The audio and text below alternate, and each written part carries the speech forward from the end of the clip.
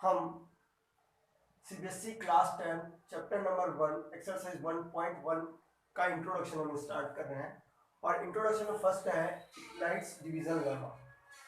और Euclid's division lemma को समझेंगे और उसके बाद एक्सरसाइज 1.1 उससे बेस रिलेटेड क्वेश्चन है, तो सबसे पहले हम इंट्रोडक्शन करेंगे, फिर हम एक्सरसाइज 1.1 के क्वेश्चंस को देखेंगे, सॉल्व करेंगे। ठीक है, तो सबसे पहले हम देख लेते हैं कि यूक्लिड्स डिवीजन लेमा है क्या। ठीक है, तो कह रहा है भाई given positive integers A and B. सबसे पहले तो पॉजिटिव इंटीजर्स क्या होता है, natural number. Positive natural number तो पॉजिटिव ही होते हैं। तो पॉजिटिव इंटीजर्स मतलब natural number. Natural number means 1 2 3 4 5 and so on. तो ये सब क्या है, नेचुरल नंबर्स हैं। ठीक है, तो वही हमारे पॉजिटिव इंटीजर्स होंगे। निगेटिव को नहीं लेना, इंटीजर्स मतलब निगेटिव, जीरो, पॉजिटिव सारे आ जाते हैं। पॉजिटिव इंटीजर में सिंपल हमें 1 2 3 ये लेना है, जो कि रैशनल नंबर्स ना हो, तो वो पॉजिटिव इंटीजर्स हैं। तो given positive integers A and B, तो दो पॉजिटिव इंटीजर्स हैं A and B, there exist unique integers. वो एक यूनिक इंटीजर्स एग्जिस्ट करता है क्यू एंड आर, और इस कंडीशन को सेटिस्फाई करता है। A equals to B Q plus R where 0 less than equals to R less than B.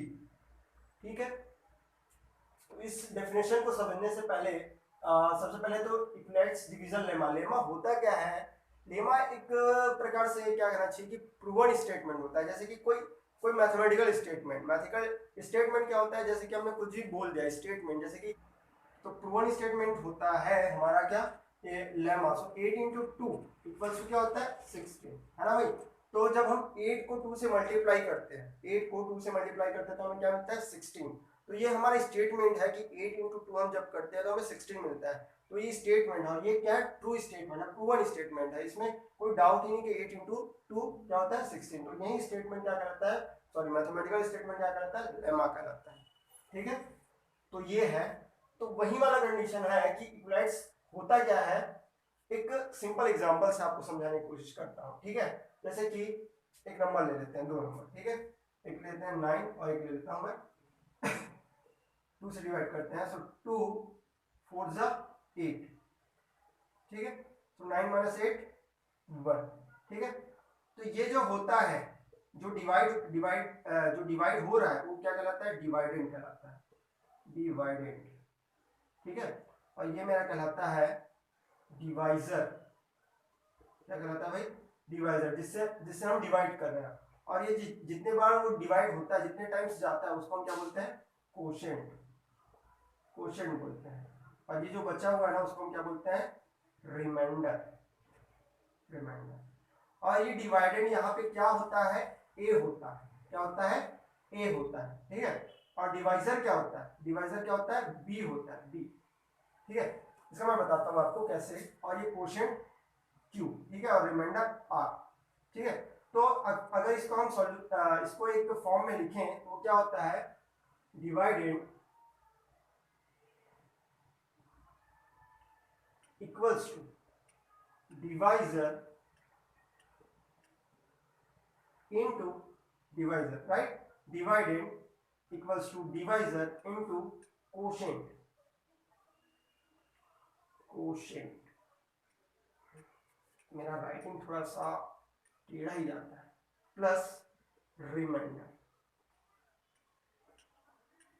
ठीक है भाई, तो अगर डिवाइडेड यहाँ पे क्या है 9 और डिवाइजर क्या है भाई मेरा 2, और कितने टाइम जा रहा है, 4 टाइम्स जा रहा है।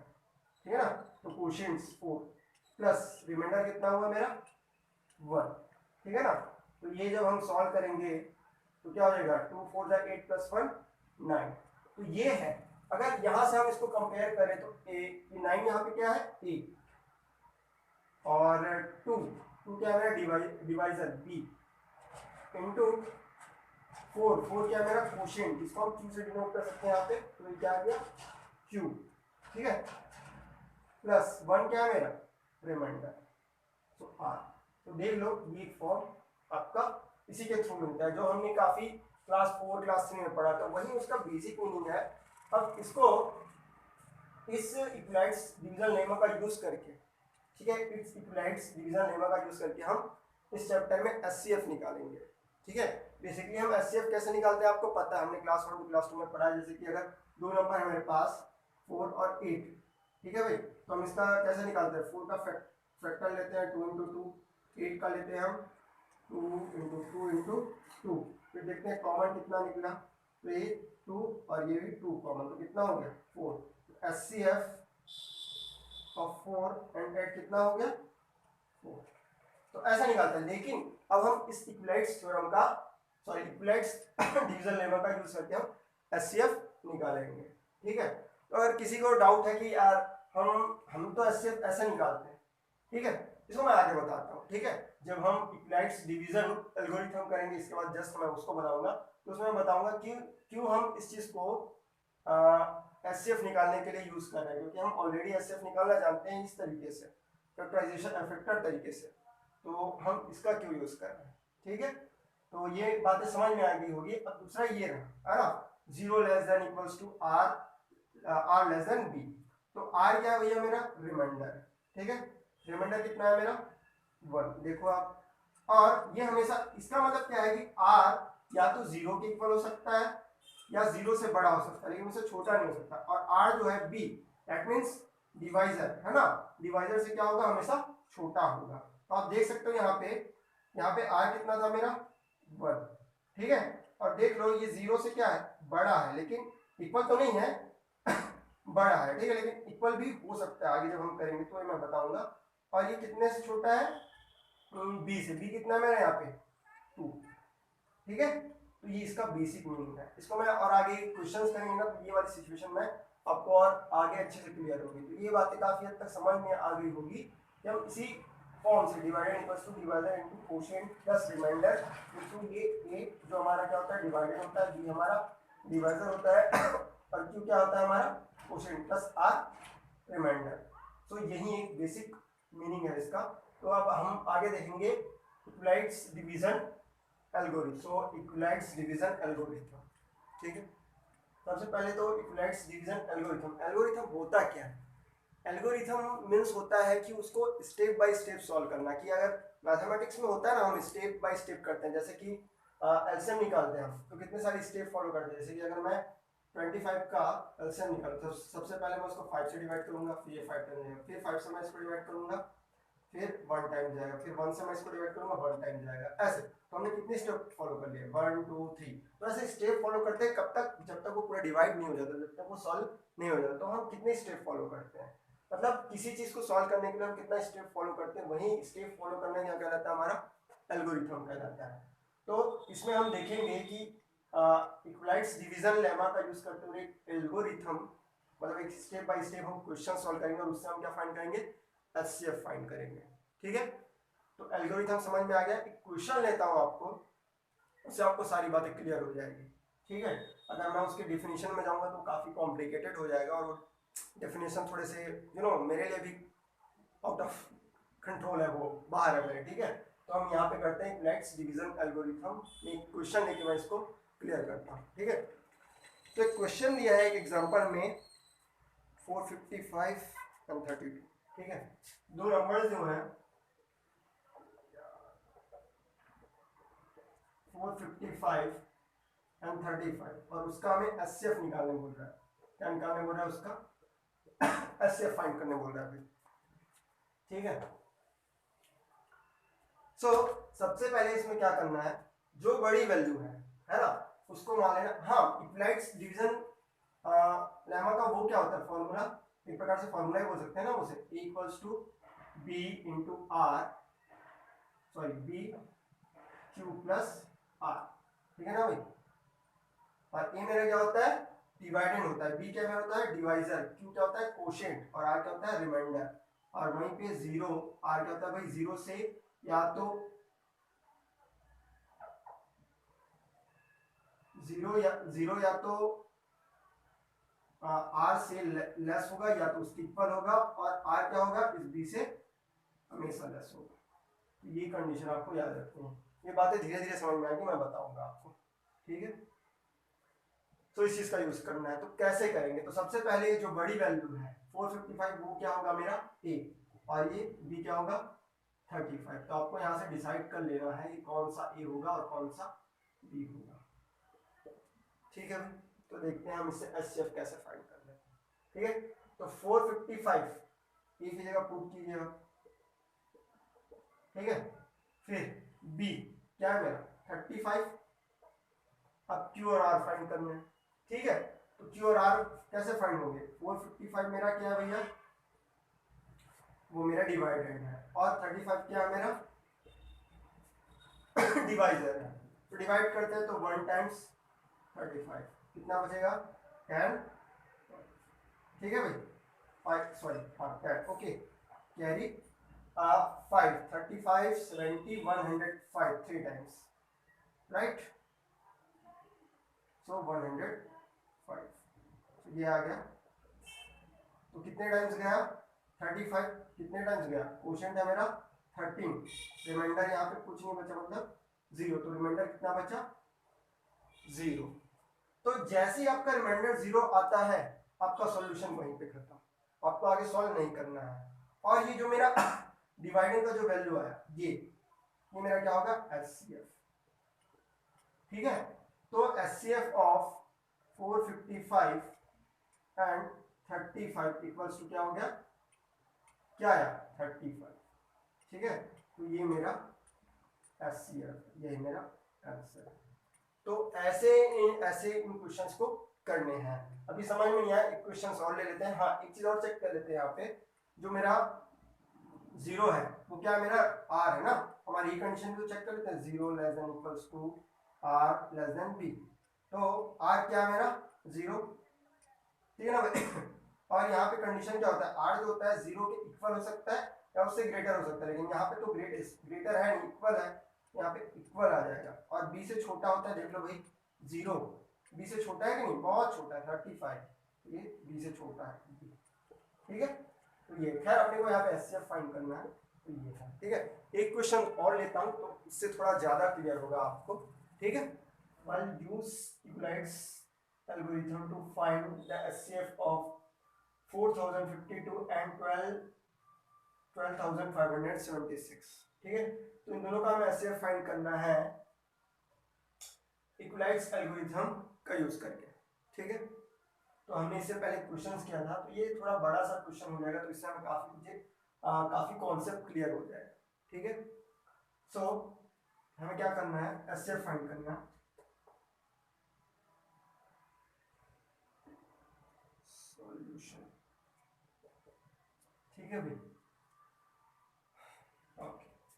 सो सबसे पहले हम इसको सॉल्व करने के क्या देखते हैं कि दोनों में कौन सी वैल्यू बड़ी है, तो ये वाली वैल्यू बड़ी है, यहाँ पे बड़ी वैल्यू कौन सी है 12,576 ग्रेटर है 4052 से, तो ये मेरा ए हो जाएगा, ये मेरा पी हो जाएगा।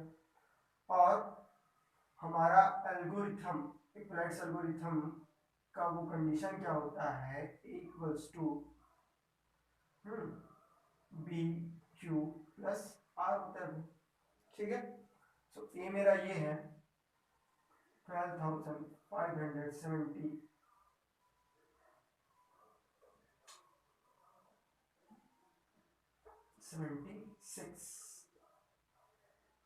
इक्वल्स टू बी क्या है मेरा 4052। हमें क्यू और आर फाइंड करना है, तो क्या करना पड़ेगा, इस वैल्यू को 12,576 को 4052 से हम डिवाइड करेंगे। ठीक है, चलो डिवाइड करते हैं, 12,576 को हम डिवाइड करेंगे 4052 से। तो डिवाइड करेंगे तो ये कितने टाइम जाएगा, 4 या 12, यस 3 टाइम्स, सारे डिजिट लेने पड़ेंगे 5 डिजिट, सो 3 2 जा 6, 3 5 जा 15, 1 3 0 ओके, and 3 4 जा 12, so 0 2 4, बाकी तो कैंसिल हो गया, तो कितने टाइम गया 3 टाइम्स गया भाई, तो क्वेश्चन मेरा 3Q3 हो गया, रिमाइंडर R 420 राइट, सो मेरा रिमाइंडर आ गया 420। ठीक है, सो अब अगर हमने लास्ट एग्जांपल आपने देखा होगा तो उसमें हमें क्या मिला था, रिमाइंडर 0, और वहीं से हमने क्या कर दिया था, आगे सॉल्यूशन हमारा स्टॉप हो गया था, वहीं पे हमें सॉल्यूशन को स्टॉप कर देना है। और वो जो ये वैल्यू थी वो क्या हो जाती थी हमारी एस्केप, जो हमें जो दो वैल्यूज दी हुई हैं। लेकिन यहाँ पे हमारा रिमाइंडर भी 0 नहीं हुआ, तो हमें क्या करना पड़ेगा, फर्दर सॉल्यूशंस के लिए जाना पड़ेगा। तो सॉल्यूशंस, आगे सॉल्यूशंस करने के लिए क्या करेंगे, जो रिमाइंडर है वो मेरा हो जाएगा बी, मतलब डिवाइजर बन जाएगा, और ये जो मेरा 4052 है वो क्या बन जाएगा, मेरा ए, डिवाइडेंड बन जाएगा। ठीक है भाई, तो ये मेरा बन गया भाई डिवाइडेड, 4052 हो गया मेरा डिवाइडेड, और ये हो गया मेरा 420 डिवाइजर हो गया भैया मेरा। ठीक है, अब इस वैल्यू को इससे डिवाइड करेंगे, ठीक है ना, जो करते हैं वही प्रोसीजर। तो 4052 को डिवाइड करते हैं भाई 420 से, ठीक है, तो 10 टाइम्स में ज्यादा हो जाएगा, 9 टाइम्स में, यस यस यस 9 टाइम्स में आ जाएगा, तो 9009, yes 900, 9 2s are 18, 8 carry 1, 9 4s are 36 plus 137, 2 7 2, कितना है 272, कितने टाइम्स गया 9 टाइम्स, 9 टाइम्स गया, रिमाइंडर कितना बाकी रहा भैया मेरा 272 बाकी रहा। अभी भी मेरा रिमाइंडर 0 नहीं आया, तो फिर से हमें फर्दर सॉल्यूशंस के लिए जाना पड़ेगा, और ये मेरा हो जाएगा बी और ये मेरा हो जाएगा ए।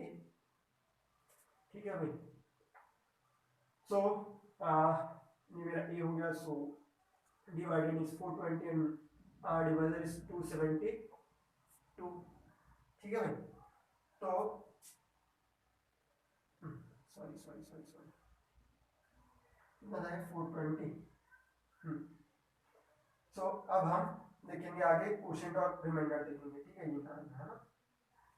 ठीक है, तो फिर से क्या करना पड़ेगा, इस 420 को 272 से डिवाइड करना पड़ेगा। चलो डिवाइड करते हैं, 420 को डिवाइड करेंगे 272 से, तो ऑब्वियसली 1 टाइम्स ही जाएगा, सो 272 8 4 एंड 1, कितना भैया रिमाइंडर, कितने टाइम्स गया 1 टाइम्स, राइट, और रिमाइंडर 148 है ना। अभी भी मेरा रिमाइंडर 0 नहीं आया, तो फिर से हम फर्दर सॉल्यूशंस के लिए जाएंगे, तो ये मेरा फिर से बी हो जाएगा और ये वाली वैल्यू मेरी ए हो जाएगी। ठीक है, तो नेक्स्ट मेरा डिवाइडेंड क्या हो जाएगा, डिवाइडेंड मेरा हो जाएगा 272। ठीक है भाई, और मेरा ये डिवाइडेड हो गया, सॉरी, एंड डिवाइजर 148। ठीक है, डिवाइड करते हैं 272 को 148 से डिवाइड करेंगे, तो 2 टाइम्स में तो 300 के बहुत ही 1 टाइम से जाएगा, 148 ये हो जाएगा 12, तो 4 2 कैंसिल, तो कितने टाइम्स गया 1 टाइम्स, रिमाइंडर कितना बाकी रहा 24। ठीक है, ठीक है ना भाई, तो अभी भी मेरा रिमाइंडर 0 नहीं आया, तो फिर से हम फर्दर सॉल्यूशंस के लिए जाएंगे, तो फिर से ये मेरा बी और ये मेरा ए, तो यहाँ पे आ गया 148 और बी कितना आ गया भैया 24। फिर डिवाइड करते हैं 148 को डिवाइड करते हैं 24 से, तो 2 सत्ते 14 ज्यादा हो जाएगा, 2 सत्ते 6 से दिखते हैं, 6 से दिखते हैं, चले 6 4 जा 6 4 जा 24 4, ठीक है, कैरी 2 6 2 जा 12 प्लस 2 144, यस 7 में ज्यादा हो जाता। ठीक है, सो कितना है 6 टाइम गया भैया, और रिमाइंडर कितना सॉरी रिमाइंडर कितना बचेगा यहाँ से 4 कैंसिल कैंसिल 4, रिमाइंडर कितना बचा 4। अभी भी मेरा रिमाइंडर 0 नहीं आया, तो फिर से ये मेरा हो जाएगा बी और ये मेरा हो जाएगा ए, तो कितना हो जाएगा, ये मेरा ए हुआ 24 और डिवाइजर मेरा हो गया 4। ठीक है, सो हम आगे सॉल्व करेंगे, फिर से डिवाइड करेंगे इसको 24 को 4 से, सो 4 6 जा 24, तो रिमाइंडर कितना है 0, कितने टाइम गया 6 और रिमाइंडर कितना आ गया मेरा 0। अब मेरा रिमाइंडर 0 आ गया, तो अब हमें आगे सॉल्यूशंस करने की जरूरत नहीं है। और ये जो मेरा डिवाइडेड आया 4, वही मेरा क्या होगा एचसीएफ होगा, ठीक है ना, ये मेरा एचसीएफ होगा। तो HCF of what 4052 and 12,576 equals to what हो जाएगा कितना भैया, ये हो जाएगा कितना 4, तो एचसीएफ मेरा 4 हो जाएगा, ये मेरा आंसर। सो ऐसे सॉल्व करने हैं सारे क्वेश्चंस को, ठीक है। एक बार और थोड़ा शॉर्ट में देख लेते हैं। तो करना क्या है, इन दोनों का एचसीएफ निकालना है किसके थ्रू, इक्विलाइट्स एल्गोरिथम के थ्रू। तो सबसे पहले हम देखते हैं कि दोनों में कौन सी वैल्यू बड़ी है। तो कौन सी वैल्यू बड़ी है भैया, ये वाली 12,576, तो उसको हम ए लेते हैं और जो छोटी उसको हम बी लेते हैं। अब एल्गोरिथम कंडीशन क्या होता है, a equals to B Q plus R होता है, ठीक है। तो ए क्या है मेरा 12,576, बी क्या है मेरा 4052।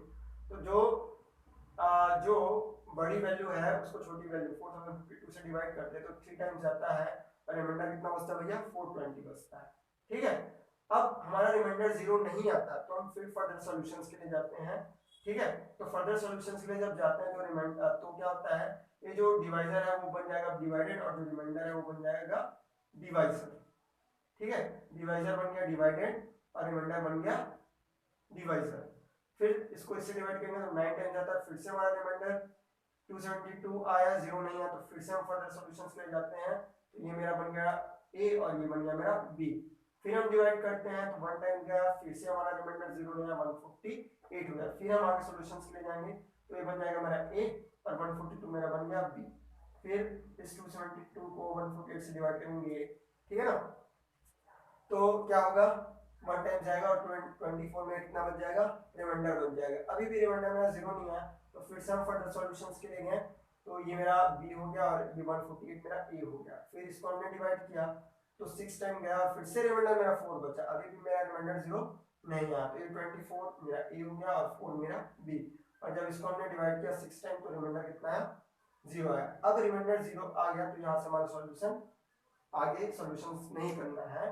तो ये जो आया मेरा डिवाइजर 4 वही मेरा क्या होता है एचसीएफ, किसका एचसीएफ हो जाता है, जो हमने दो नंबर लिया है कौन सा 4052 एंड 12,576, ये इसका क्या हो जाएगा भैया एचसीएफ।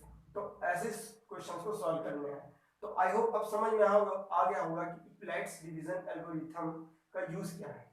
इसका यूज एचसीएफ फाइंड करने के लिए होता है। देखिए अगर इसी नंबर का मैं अगर एचसीएफ एलसीएम के थ्रू फाइंड करता, ठीक है ना, तो कितना लंबा प्रोसीजर हो जाता है, लेकिन अगर इससे करें तो बड़े ही शॉर्ट वे में शॉर्ट टाइम में ये सॉल्व हो जाता है, ठीक है। तो इसका ये यूज है, ठीक है। तो अब हम आगे की एक्सरसाइज देखेंगे, एक्सरसाइज 1.1, और उसमें कुछ इसी से रिलेटेड कुछ क्वेश्चंस और वर्ड्स प्रॉब्लम है तो उसको हम देखेंगे, ठीक है।